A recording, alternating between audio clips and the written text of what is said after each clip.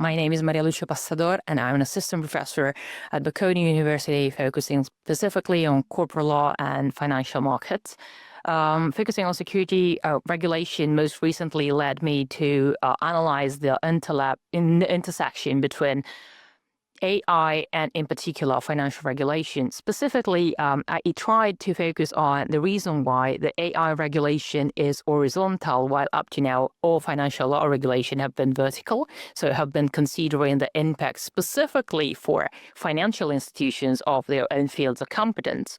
In particular, I would say that this area is interesting because it focuses, on technical aspects that must be still governed by regulation, as also, for instance, the DORA allows us to see.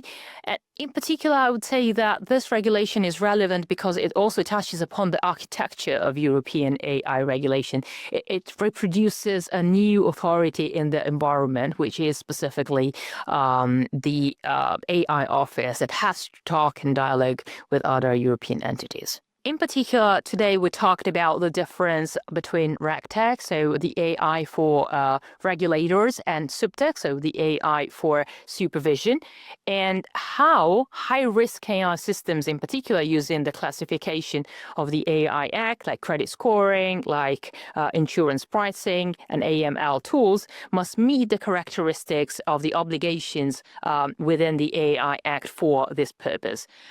We need, in particular, a coordination, as I said, between the newly created entity like the AI office and the ECB, especially for cross-border activities regarding AI and GPAI models that are used for banking.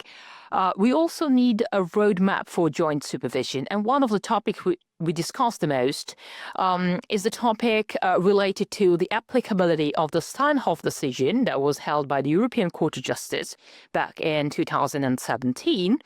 In the realm of AI. So this outcome in the Greek bond area, in order to basically save the country from default, could to some extent reproduce and play some consequences today in the AI Act era. Why is that? Because basically we would need to still bear in mind that, notwithstanding the fact that the ECB has as a primary mandate the one for prudential supervision and financial monitoring, we still have to bear in mind that all this must fall within the umbrella of the European treaties, and hence, in consideration and in light of this, it must be to some extent related to the fundamental rights, and it must bear in mind that the ECB itself has to focus on the key elements of the treaties that otherwise wouldn't be covered by any other authority. So as a consequence, of course, in their joint coordination, the AI office can to some extent protect some fundamental rights.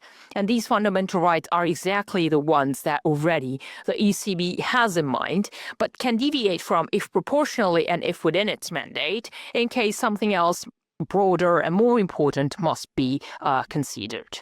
So algorithms are particularly relevant in this field because, they help us take a decision in a very short period of time, which is something very efficient that we, of course, hope for in actual times.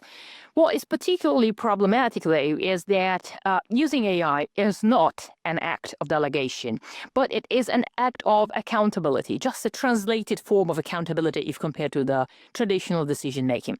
Why do I say that? Because on the one hand, regulators, on the other hand, companies in their own realm, and on the ultimate end, supervisors, of course, because we're here today and we're focusing more on what supervisory agencies can do in this field, can use AI, but can't delegate to AI and to algorithms the ultimate decision. Here is the backbone principle of the human in the loop that must always be kept clear and must be kept in mind when we consider what regulators should do.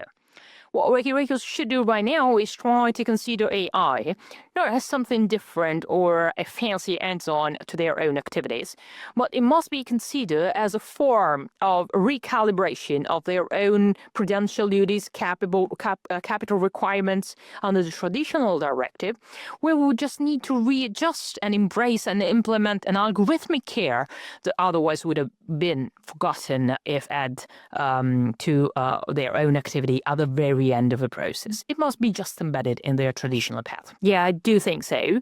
And I do think so because synthetic data, which are particularly fascinating, could even alter the way in which we regulate finance. So the grammar of AI laws for financial law in general, and AI laws for regulators more specifically, because until now, synthetic data, so data that are fictitious but are created and built specifically, especially for training purposes, have been something that we start from when we have to regulate a phenomenon. And so, although law is abstract, we can take from the real an abstract law and translate this into something more concrete.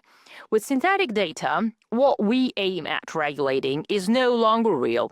And so that will be a double effort. The law will, which is by itself in nature abstract, will also aim at regulating something fictitious. And that's problematic, also philosophically, I'd say.